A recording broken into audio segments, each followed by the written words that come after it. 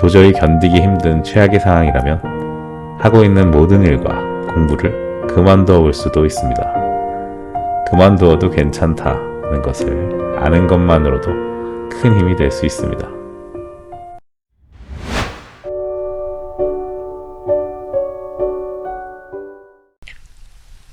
안녕하세요 여러분, 하울입니다. 작심삼일이라는 말을 아시나요?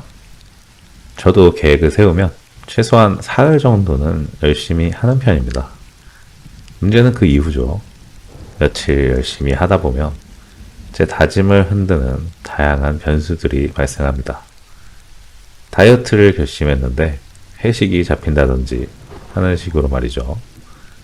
그런 일이 생겨 열심히 하던 패턴이 끊어지게 되면 이왕에 버린 몸 심리에 사로잡히게 됩니다. 에라 모르겠다. 어차피 망한 거 라고 생각해버린다는 것이죠.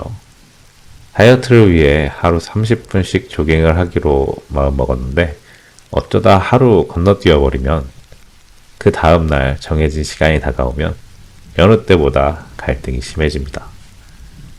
결국 할까 말까를 고민하다 이왕에 버린 몸이라는 생각에 도로 자리에 눕고 말죠. 이런 경험이 저만 있는 것은 아닐 것이라 생각합니다.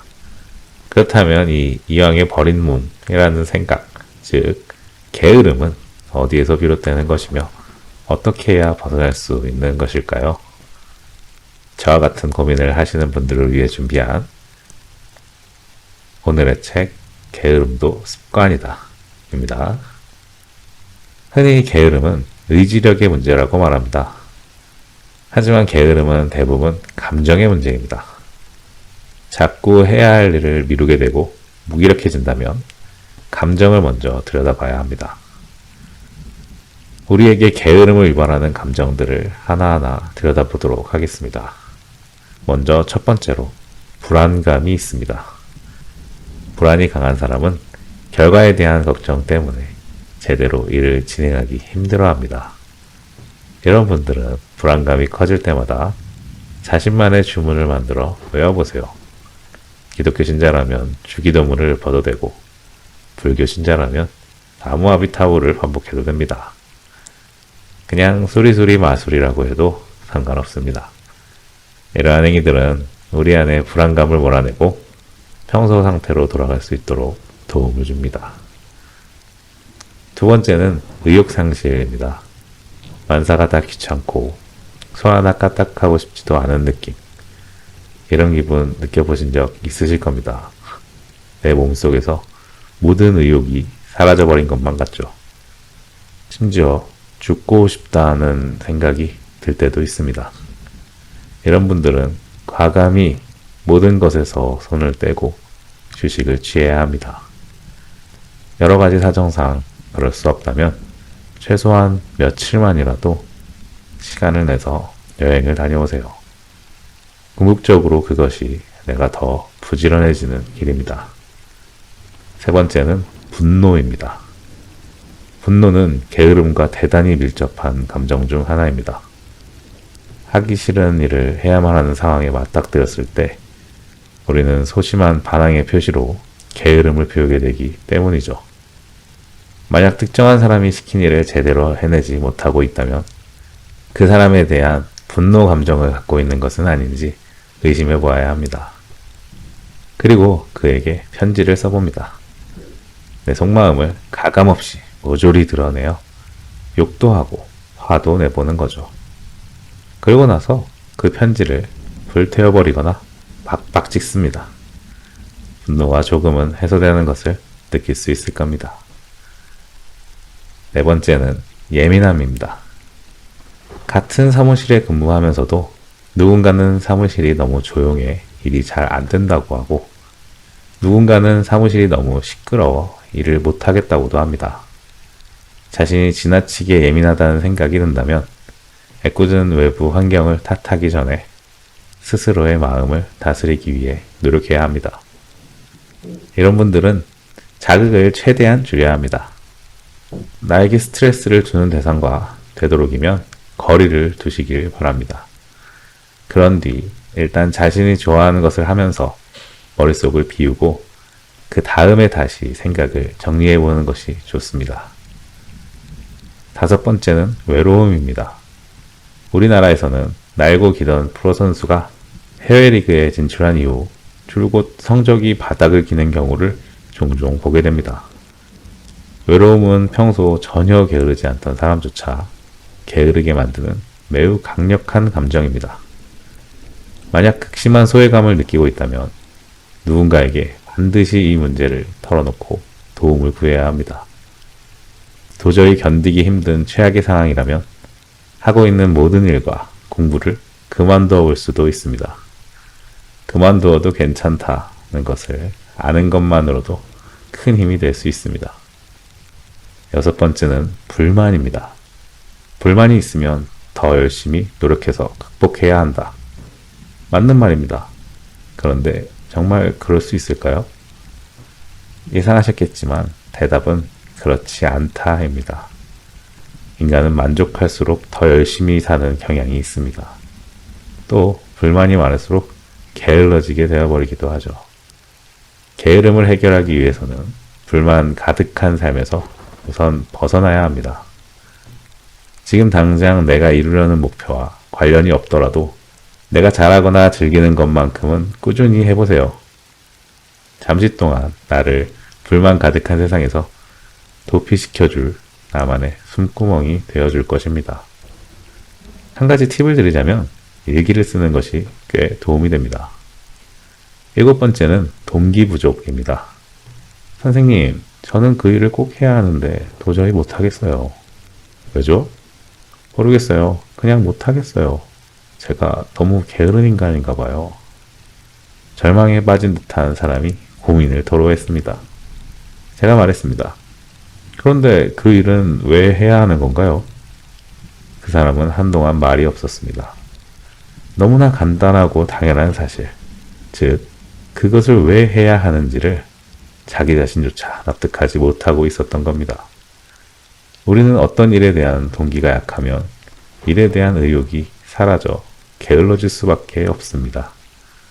목표나 과제는 우리 스스로 정할 수 없을 때도 많습니다. 그렇다면 그것을 이루기 위한 방법만큼은 내가 좋아하는 것으로 선택해보세요. 여덟 번째는 자기방어입니다. 일생일대의 명운이 걸린 시험을 앞두고서도 계속해서 게으름을 피우는 사람들이 있습니다. 이른바 고시 준비를 오랫동안 해온 이들이 대체로 여기에 속합니다. 심지어 이들 중에는 1년에 한 번뿐인 시험날 아침, 이런저런 핑계를 대고는 아예 시험장에 나타나지조차 않는 경우도 있습니다. 그런 극단적인 경우는 아니더라도 말로는 시험 준비를 한다고 하면서 온종일 게임을 하거나 수시로 담배를 피우고 커피를 마시러 나가는 등 다른 것에 정신을 파는 사람도 적지 않습니다. 왜 이런 일이 생기는 걸까요? 바로 실패에 대한 두려움이 성공하고자 하는 열망보다 크기 때문입니다. 실패할지도 모른다는 생각이 성취 욕구를 완전히 잠식해버리면 무언가를 해야겠다는 의욕마저 사라지면서 필연적으로 게을러지는 것입니다. 실패에 대한 두려움을 다스리기 위해서는 내가 실패했을 때 무슨 일이 벌어질까를 상상해보는 것이 도움이 됩니다.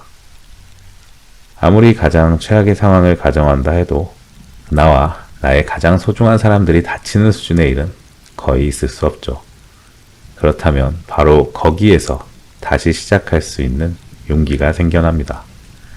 설령 실패한다 해도 다시 시작하면 돼 라는 마음가짐은 큰 지원군이 될 것입니다. 아홉 번째는 자기조절 불능입니다. 유난히 자기 통제를 잘 하려고 노력하는 이들이 있습니다. 이들은 실패를 거듭한다 할지라도 자기 통제가 필요하다는 사실을 꾸준히 상기하며 끊임없이 자기 조절을 하려고 애씁니다. 이들은 종종 사회적 비교를 하곤 하죠. 이는 쉽게 말해 남과 자신을 비교하는 것을 말합니다. 나보다 더 무언가를 잘하는 사람, 나보다 타고난 조건이 더 좋은 사람, 나보다 더 열심히 하는 사람 등등과 스스로를 비교하다 보면 때로 정신적인 피로감을 느끼기도 하고 자신감을 잃게 되기도 합니다. 하지만 대개는 건강한 자극을 받으며 노력을 이어가게 되죠. 그렇다면 자기 통제를 잘 못하는 사람들은 사회적 비교를 하지 않는 이들일까요? 아닙니다. 이들도 사회적 비교를 합니다.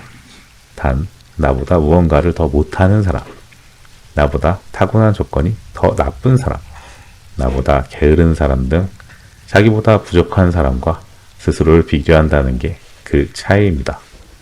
이들은 자기보다 못하다고 여겨지는 대상과 스스로를 비교하면서 자존감을 유지합니다. 그래도 내가 땡땡보다는 날씬하지. 그래도 내가 땡땡보다야 공부를 잘하니까. 라고 자기 자신을 합리화하면서 더 노력할 필요가 없다고 생각하는 것이죠.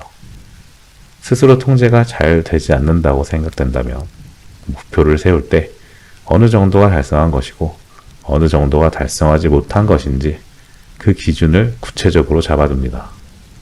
그리고 스스로에게 그것을 달성했을 때는 상을, 실패했을 때는 벌을 주세요. 그리고 목표를 달성하지 못했을 때 남 탓, 환경 탓을 하기 전 먼저 나 자신의 문제가 무엇인지부터 생각해 봅니다. 다음번 목표를 세울 때는 이것을 고려해 실행 계획을 짜면 됩니다. 여기까지 최명기 교수의 책 게으름도 습관이다에 대해 알아보는 시간을 가져보았습니다. 저는 책을 읽으며 결국 자기 효능감을 높이기 위해서는 자신의 감정을 객관적으로 살펴보려는 노력이 필요하다는 것을 알게 되었습니다. 이제는 스스로에게 조금 더 엄격해지거나 조금 더 관대해질 수 있을 것 같습니다. 여러분은 어떤 부분이 가장 공감이 되었나요? 게으름을 타파하고 더 나아지기 위해서 한 걸음 한 걸음씩 묵묵히 앞으로 나아가는 여러분을 응원하며 이만 영상 마치도록 하겠습니다. 감사합니다.